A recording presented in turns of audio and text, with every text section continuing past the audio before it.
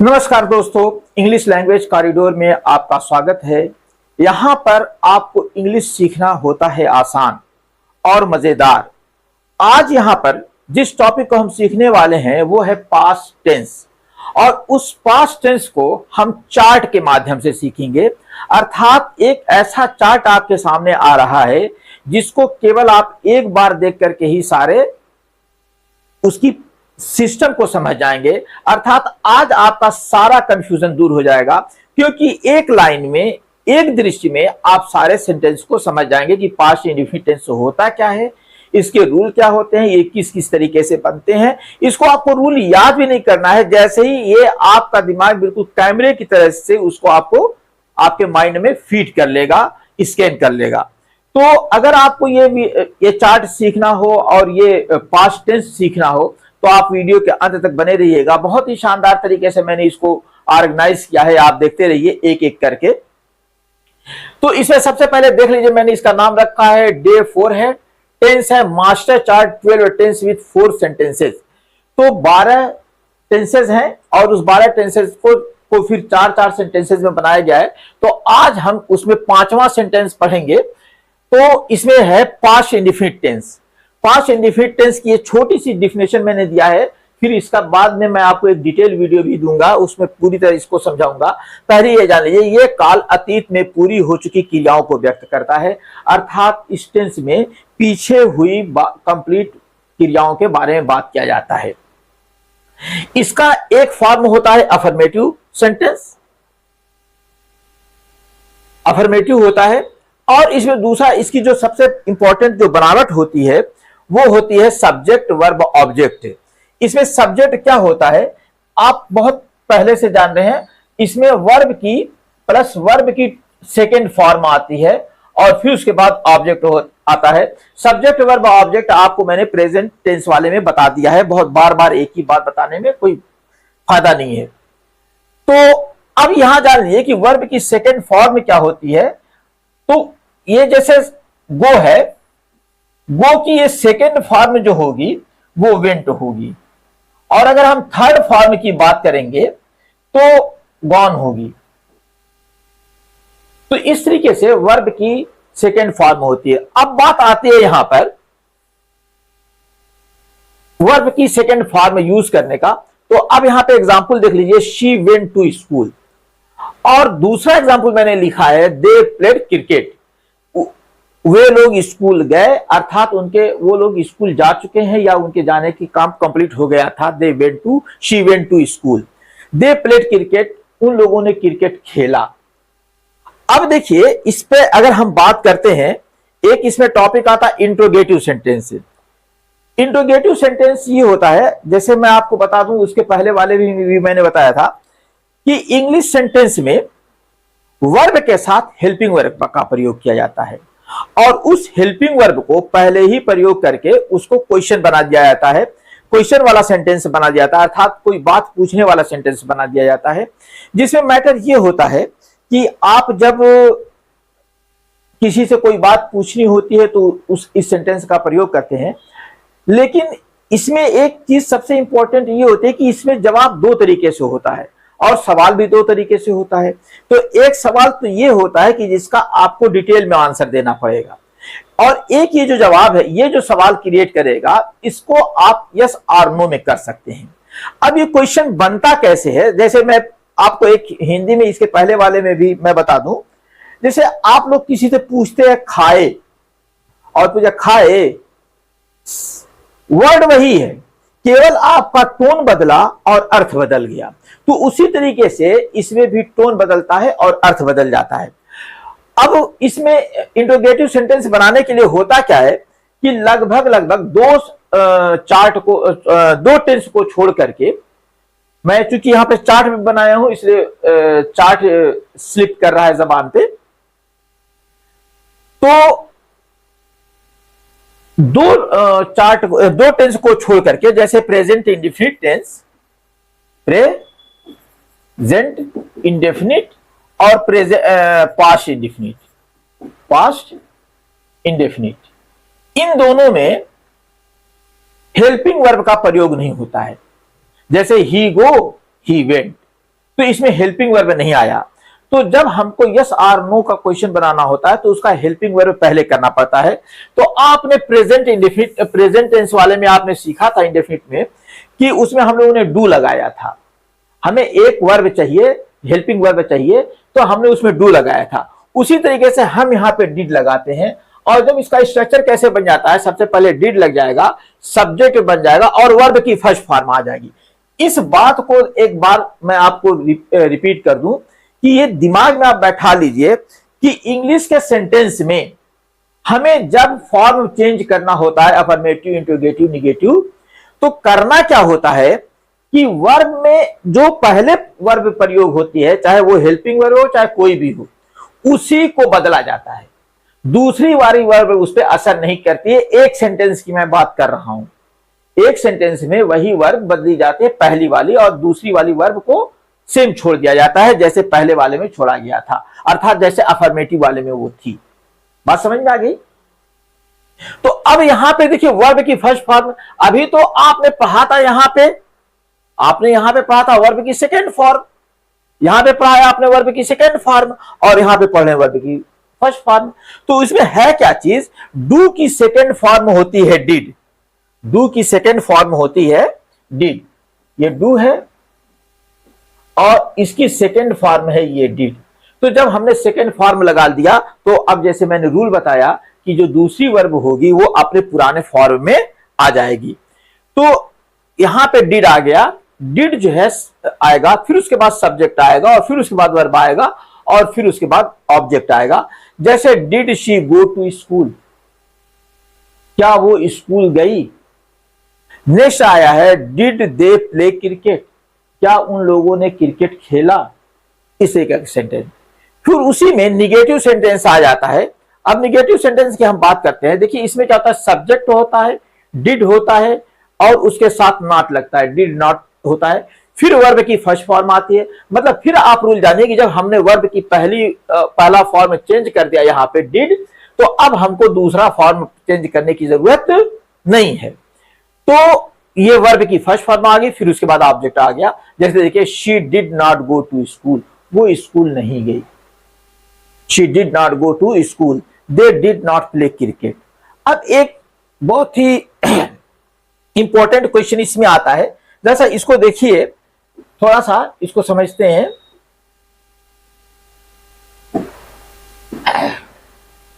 Intro negative, ये ध्यान दीजिएगा, ये क्या आ जाता है, इंट्रो निगेटिव। इंट्रो निगेटिव क्या होता है, इसमें प्रश्न भी होता है और कुछ जो है निगेटिव होता है, इनकार भी होता है। जैसे देखिए ये आप लोग बचपन में या अक्सर घर पे प्रयोग करते हैं। जैसे अगर किसी बच्चे ने, दो भाई हैं या दो बहनें हैं, दो भाई बहन हैं, तो एक ने कोई चीज फ्रिज से निकाल करके कोई चीज खा लिया, तो एक गया अपनी मम्मी से या पापा से कहता है कि उसने फ्रिज से मिठाई निकाल के खा ली। तो ये तो तुम नहीं खाते हो, तुम नहीं खाए, मैंने तो खाया, क्या तुम नहीं खाए, इसका मतलब कि तुम भी खाए। तो ये वही वाला क्वेश्चन होता है, क्या तुम नहीं खाए, क्या तुम नहीं देखे, क्या तुम नहीं शरारत किए, क्या तुमने नहीं मारा।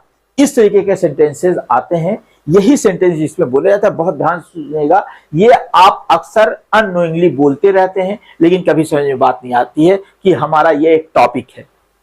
तो डिड होगा, सब्जेक्ट होगा, नॉट होगा, वर्ब की फर्स्ट फॉर्म होगी, ऑब्जेक्ट होगा। डिड लग गया है तो वर्ब की फर्स्ट फॉर्म होगी। एग्जाम्पल देख लीजिए, did she not go to school, क्या वो स्कूल नहीं गई।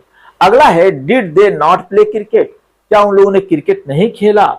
नेक्स्ट है पास्ट कंटीन्यूअस टेंस, देख लीजिए इसमें आ जाता है, ये छठा है पास्ट कंटीन्यूअस टेंस।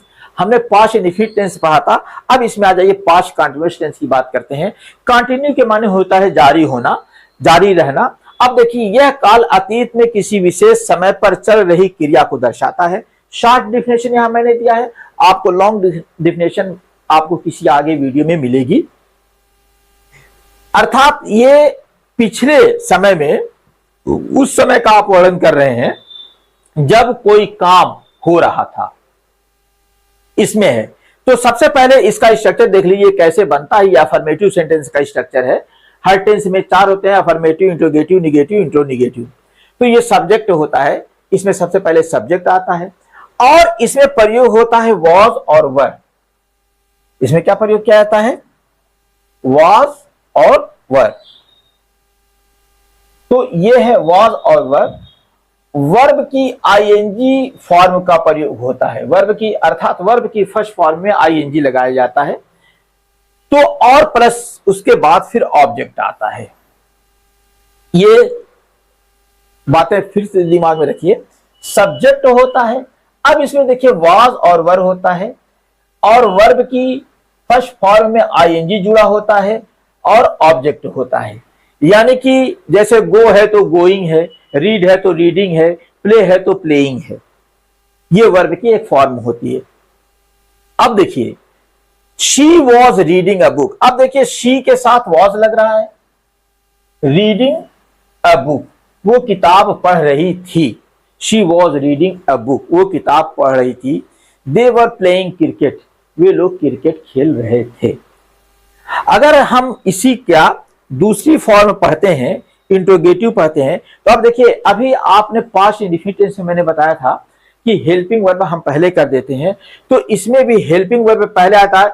उसमें हेल्पिंग वर्ब था नहीं तो हमने डिड का प्रयोग कर लेता, लेकिन इसमें हमारे पास ऑलरेडी है तो ये बहुत आसान है।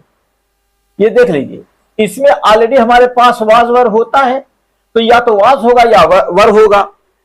तो इसमें जो है उसी को हम पहले कर लेते हैं, फिर उसके बाद सब्जेक्ट लगा देते हैं, वर्ब की फर्स्ट फॉर्म के साथ आईएनजी लगा देते हैं और ऑब्जेक्ट लगा देते हैं। ये इसके छोटे से 4 रूल हैं, इसको दिमाग में बैठा लीजिए। वाज वर्ब को अर्थात हेल्पिंग वर्ब को पहले कर लिया जाता है, सब्जेक्ट लगा दिया जाता है, वर्ब की आईएनजी फॉर्म का प्रयोग होता है, फिर उसके बाद ऑब्जेक्ट लगा दिया जाता है। अब जैसे देखिए was she reading a book, इसमें वॉज जो है ये वाली चीज आ गई और शी जो है ये सब्जेक्ट आ गया है, रीडिंग ये वर्ब की आईएनजी फॉर्म आ गई है, बुक ये ऑब्जेक्ट आ गया है।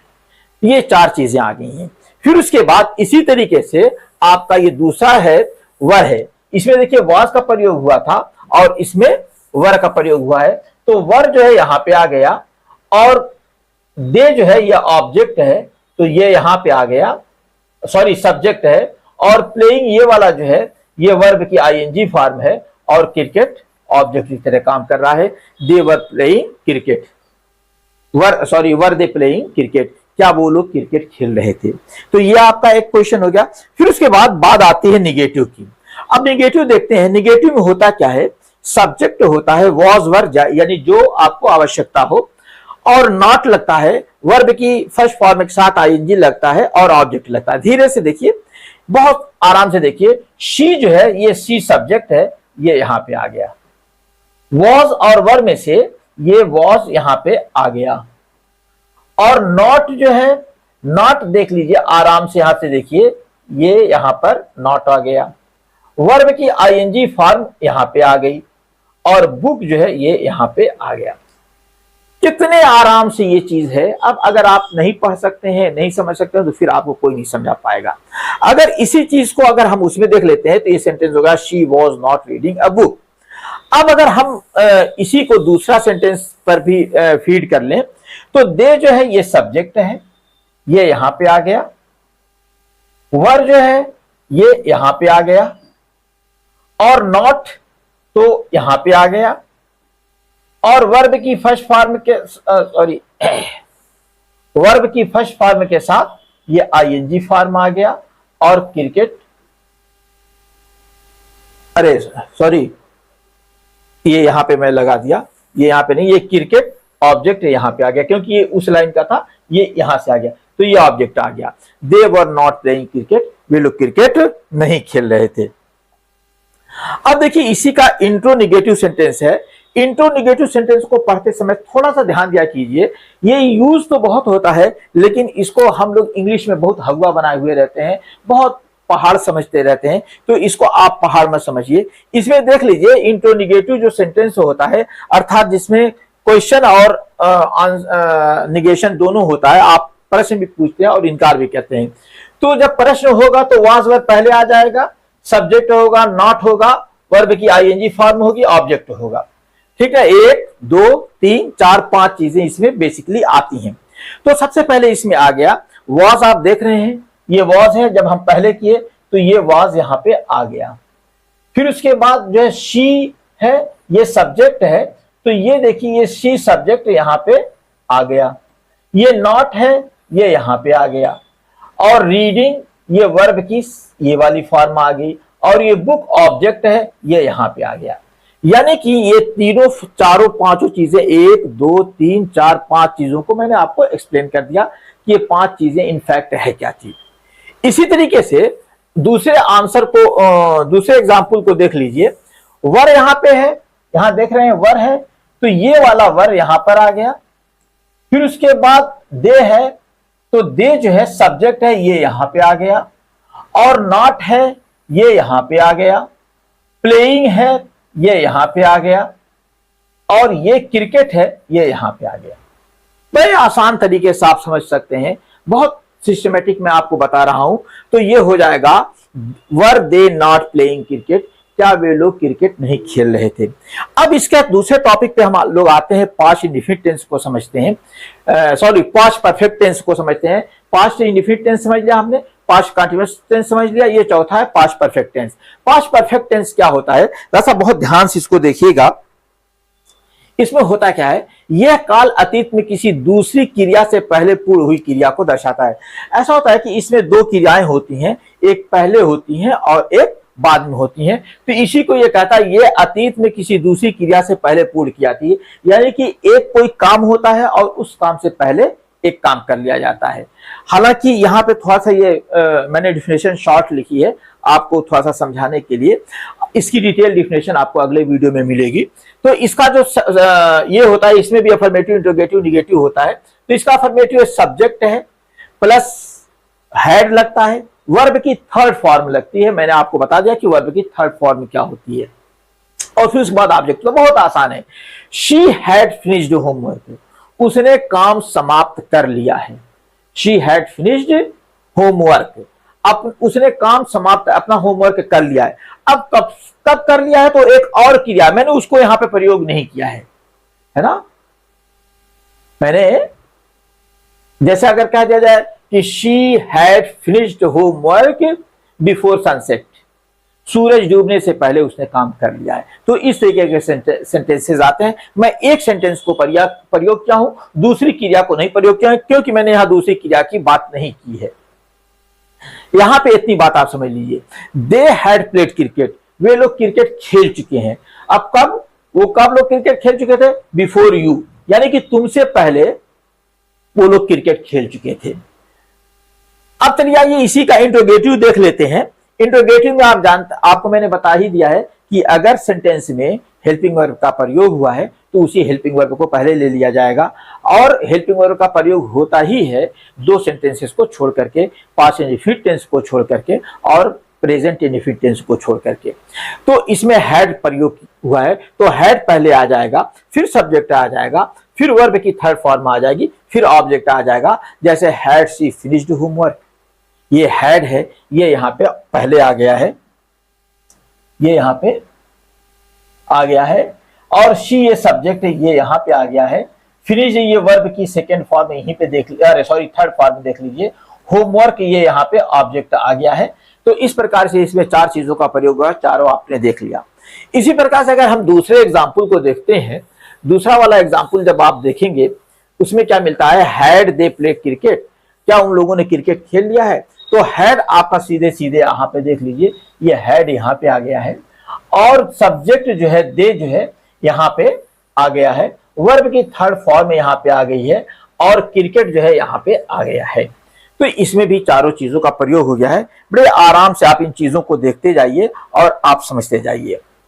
नेक्स्ट आता है निगेटिव सेंटेंस। निगेटिव सेंटेंस मैंने बताया कि इसमें नॉट लगता है और कोई दिक्कत नहीं होती है, जो है मेन वर्ब से पहले हेल्पिंग वर्ब के बाद नॉट का प्रयोग कर लिया जाता है। हाँ देखिए, मैं कई सेंटेंसेस में बताना भूल गया कि नॉट कहाँ लगता है। जो उसमें पहला हेल्पिंग वर्ब होता है उसी के बाद नॉट लगता है, ठीक ना। हाँ, ये बात दिमाग में फीड के रहिएगा कि जहां पे जिसमें पहला वर्ब प्रयोग होगा, अर्थात पहला हेल्पिंग वर्ब प्रयोग होगा, उससे उसी के जस्ट बाद नॉट लगता है। तो जैसे देखिए सब्जेक्ट है और हैड है, हैड के बाद नॉट है, वर्ब की थर्ड फॉर्म है, फिर ऑब्जेक्ट है। जैसे she had not finished homework है, तो सी सब्जेक्ट है,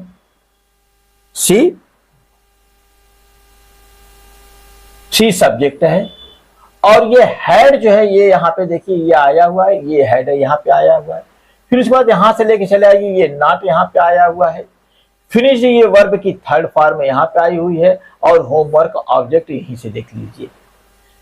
तो 1 2 3 4 5 चीजें इसमें प्रयोग हुई हैं, पांचों को मैंने बिल्कुल आराम से आपको बता दिया है।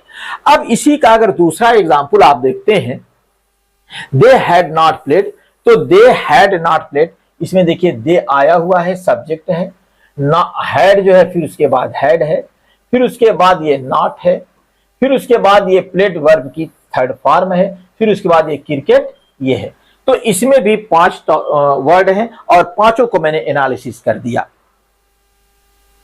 आगे चलते हैं हम लोग, जो है इंट्रोनेगेटिव की बात करते हैं।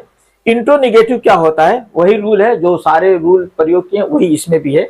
इसमें क्या होता है, जब आप क्वेश्चन करते हैं तो हेल्पिंग वर्ब को पहले घसीट लाते हैं। आपने यहाँ हेल्पिंग वर्ब हैड को पहले घसीट लिया है, फिर उसके बाद आपका सब्जेक्ट होता है, सब्जेक्ट के बाद नॉट रहेगा, क्योंकि बाकी चीजें अपने स्थान पर बनी रहेंगी, केवल हेल्पिंग वर्ब ही वहां से घसीट के लाया जाता है। तो फिर उसके बाद वर्ब की सेकंड फॉर्म होती है, फिर उसके बाद ऑब्जेक्ट होता है। अब देख लीजिए, had she not finished homework, क्या उसने अपना होमवर्क समाप्त नहीं किया है? तो यहां देखिए हैड जो है ये हैड है और ये यहां पे आ गया है। फिर उसके बाद शी जो है ये यहाँ पे सब्जेक्ट आ गया है। फिर उसके बाद ये नॉट है, ये नॉट यहाँ पे आ गया है। ये फिनिश्ड है, वर्ब की थर्ड फॉर्म आ गई है। होमवर्क ये ऑब्जेक्ट आ गया है। बहुत आराम से हर चीज को समझते जाइए, कोई भी चीज आपके लिए मुश्किल नहीं है। जैसा इसमें हाच पाच हो गया था, देखिए हैड यहाँ पे आ गया है, फिर उसके बाद शी है, तो शी जो है यहां से मान लीजिए लेके चले आइए, यहाँ सब्जेक्ट है ये, और फिर उसके बाद नॉट जो है यहां से घुमा के लेके चले आते हैं, यहाँ नॉट है। फिनिश्ड है ये यहीं से सीधे लेके चले आते हैं यहाँ पे, और फिर उसके बाद होमवर्क ऑब्जेक्ट है, इसको भी सीधे लेके चले आते हैं। She had she not finished homework, क्या उसने अपना होमवर्क समाप्त नहीं किया है, खत्म नहीं किया है। उसी तरीके से दूसरा जो सेंटेंस है एग्जाम्पल वाला, had they not played cricket, क्या वो लोग क्रिकेट नहीं खेले हैं। ये था पास्ट परफेक्ट का इंट्रोनेगेटिव सेंटेंस। चलिए आइए देखते हैं, अब हमारे पास आता है एक पास्ट परफेक्ट कंटीन्यूअस टेंस। बहुत आराम से इसको समझिएगा, बहुत लोग तो इसको पढ़ा ही नहीं पाते हैं और बहुत लोग समझा ही नहीं पाते हैं। सबसे पहली बात ये देखिए, यह काल अतीत में किसी विशेष समय तक लगातार चल रही क्रियाओं को दर्शाता है। अर्थात कोई एक समय हम इसमें प्रेस्क्राइब रहता है या मेंशन होता है, जैसे वो वहां से काम शुरू हुआ था, पॉइंट स्टार्ट ऑफ टाइम होता है वो। जैसे वो 2 बजे से पढ़ रहा है, तो वो 2 जो है वो 2 बजे से ये एक स्टार्ट पॉइंट है ना। तो इसी में ये आता है, और इसमें सबसे पहले आता है अफर्मेटिव सेंटेंस। और अफर्मेटिव सेंटेंस का आप देखिए इसमें सब्जेक्ट होता है, इसमें हैड के साथ हम लोग बीन लगाते हैं, ठीक। दूसरा हो गया, इसमें वर्ब की आईएनजी फॉर्म होती है, जहां पे भी कंटीन्यूअस आएगा उसमें वर्ब की आईएनजी फॉर्म होगी, या जहां पे आईएनजी होगा वहां कंटीन्यूअस होगा। अब यहां पे जो है चौथी चीज जो आती है वो ऑब्जेक्ट आता है। फिर उसके बाद इसमें एक चीज सिंस और फॉर का प्रयोग होता है। सिंस पॉइंट ऑफ टाइम के लिए होता है, फॉर पार्ट ऑफ टाइम के लिए आता है। जैसे मैं कहूं वो 2 बजे से पढ़ रहा है, तो हमने पॉइंट ऑफ टाइम पे 2 बजे पहुंचा दिया। और अगर हमने उससे कहा कि 2 घंटे से पढ़ रहा है, तो ये पार्ट ऑफ टाइम हो गया, 1 घंटा 2 घंटा। तो वो जो है पता नहीं किस 2 घंटे से पढ़ रहा है, लेकिन अगर उससे कहा कि 2 बजे से पढ़ रहा है, तो ये पॉइंट ऑफ टाइम हो जाएगा। इस बात को आप माइंड में फिट कर लीजिए। और फिर उसके बाद जो उसमें टाइम रहता है, जैसे आप देख लीजिए, they had been reading for 2 hours, तो यहां पे फॉर लगा हुआ है, क्योंकि इसको इसने बांट दिया फॉर 2 आवर। तो अब देखिए शी जो है, अगर हम इसकी बात करते हैं तो शी इसमें सब्जेक्ट है, ये शी वाला सब्जेक्ट आ गया इसमें। फिर उसके बाद ये हैड बीन जो है, ये यहां पे देख लीजिए, ये हैड और ये बीन, ठीक ना, ये हैड और बीन है। ये हैड बीन आपका यहीं सामने लगा हुआ है। रीडिंग जो है, ये अगर हम घुमा के ले गए यहां पे दिखा दें तो ये रीडिंग है। और फिर उसके बाद शी हैड बीन रीडिंग। देखिए यहां पे ऑब्जेक्ट का प्रयोग नहीं हुआ है, यहां मैं ऑब्जेक्ट का प्रयोग नहीं किया हूं। और यहां पे सिंस और फॉर में फॉर का प्रयोग हुआ है, यहां पे फॉर, सॉरी, ये यहां पे फॉर का प्रयोग हुआ है ना। यार पता नहीं, कभी कभी दिमाग में बात नहीं रहती है। अब यहां पे मैंने ऑब्जेक्ट का प्रयोग ही नहीं किया है। तो शी सब्जेक्ट है, क्या है, she had been reading for 2 hours, वो 2 घंटे से पढ़ रही है। अगर वहीं पे ऑब्जेक्ट रहता she had been reading novel for 2 hours, तो वहां पे नॉवेल ऑब्जेक्ट हो जाता। अब यहां पे टाइम दे दिया, ये 2 आवर्स, ये टाइम दे दिया गया है। तो ये देख लीजिए अगला सेंटेंस है, they had been playing since morning, वे लोग सुबह से खेल रहे हैं। सिंस मॉर्निंग, यहां सिंस पॉइंट ऑफ टाइम पे पहुंचा देगी, सुबह से खेल रहे हैं। अगर इसी में रहता they had been playing cricket since morning, तो क्रिकेट यहां पे ऑब्जेक्ट हो जाता। थोड़ा सा कभी कभी मिसिंग हो जाती है। अब इसी का इंट्रोगेटिव सेंटेंस देख लीजिए। इंट्रोगेटिव में होता है had plus subject plus been plus verb की ING form plus object plus since और फॉर, और फिर उसके बाद टाइम होता है। जैसे she had been reading for 2 hours, had she been reading for 2 hours. और यहाँ पे क्वेश्चन मार्क भी ऐड किया गया है कि क्या वो 2 घंटे से वो पढ़ रही है, क्या वो 2 घंटे से पढ़ रही है। इसमें भी ध्यान दीजिए, उसी सेंटेंस को मैं यहाँ लेके आया हूं और यहाँ पे ऑब्जेक्ट का प्रयोग नहीं हुआ है। हैड शी बीन रीडिंग, अगर कह जाएगा had she been reading novel for 2 hours, क्या वो 2 घंटे से नॉवेल पढ़ रही है, तो इसमें नॉवेल ऑब्जेक्ट हो जाएगा। इसी तरीके से वो रूल बनाते रहिएगा, देखते रहिएगा। वक्त वीडियो लंबा हो रहा है। नेक्स्ट क्वेश्चन देख लीजिए, had they been playing since morning. अगर यहाँ पे लगाएंगे had they been playing cricket since morning, तो ये सिंस जो है पॉइंट ऑफ टाइम दे दिया है, तो सिंस आ गया है। इसी का जो निगेटिव होता है, जैसा देख लीजिए, इसमें सब्जेक्ट होता है, हैड के साथ नॉट होता है, बीन होता है, वर्ब की आईएनजी फॉर्म होती है, ऑब्जेक्ट होता है, सिंस और फॉर होता है, और टाइम होता है। She had not been reading for 2 hours, वो 2 घंटे से नहीं पढ़ रही है। अगर इसमें ऑब्जेक्ट लगाएंगे तो she had not been reading novel for 2 hours. Next आ रहा है, they had not been playing since morning, वे लोग सुबह से नहीं खेल रहे हैं। अगर उसमें ऑब्जेक्ट लगाइएगा, they had not been playing cricket since morning, ठीक, वो लोग सुबह से क्रिकेट नहीं खेल रहे हैं। अब इसी का इंट्रोनिगेटिव देख लेते हैं। हैड होता है, इसमें सब्जेक्ट होता है, प्लस नॉट होता है, प्लस बीन होता है, वर्ब की आईएनजी फॉर्म होती है, ऑब्जेक्ट होता है, सिंस होता है, फॉर होता है। इंट्रोनिगेटिव वही वाला सेंस में, क्या तुमने नहीं खाया, क्या तुमने नहीं पिया, क्या तुमने नहीं देखा, क्या तुमने शिकायत नहीं की, क्या तुमने नहीं मारा, ये सेंटेंस होता है। तो had she not been reading for 2 hours, क्या वो 2 घंटे से नहीं पढ़ रही है। अगर इसमें ऑब्जेक्ट, मैं जो कह रहा हूं कि ऑब्जेक्ट मैंने नहीं लगाया है, had she not been reading novel for 2 hours, क्या वो 2 घंटे से नॉवेल नहीं पढ़ रही है। नेक्स्ट क्वेश्चन है, had they not been playing since morning, क्या वे लोग सुबह से नहीं खेल रहे हैं। तो इसमें सिंस लगा हुआ है, और अगर यहाँ पे ऑब्जेक्ट लगाएंगे तो had they not been playing cricket since morning. तो दोस्तों ये जो था आपका पास्ट टेंस था। पास्ट टेंस को मैंने बहुत स्ट्रिक्टली, बहुत ढंग से आपके सामने प्रस्तुत किया है। अगर दोस्तों ये वीडियो आपको पसंद आया हो और आपके काम का हो, तो अपने दोस्तों को शेयर कीजिएगा, लाइक कीजिएगा और चैनल को सब्सक्राइब जरूर कीजिएगा। तो जो है मिलते रहेंगे इसी प्रकार के वीडियो में। Thank you.